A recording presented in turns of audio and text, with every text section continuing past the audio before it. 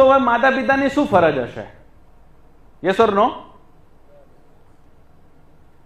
એટલે મને ભગવાને વિચાર આપ્યો ને મેં જવાબ આપ્યો. એક બાળકનું પરિણામ આવ્યું, રિઝલ્ટ આવ્યું. રિઝલ્ટ આવ્યું એટલે એની માતા પિતાની એક્સપેક્ટેશન કરતા બાળકનું પરિણામ ઓછું હતું,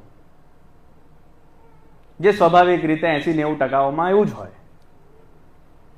એટલે પિતાએ ખખડાવવાનું ચાલુ કર્યું બાળકને, તારામાં તો બુદ્ધિ જ નથી, તારી માટે આટલો ખર્ચો કરીએ છીએ, આ ભણાવીએ છીએ, તે ભણાવીએ છીએ, તને ખબર પડે છે કે નહીં?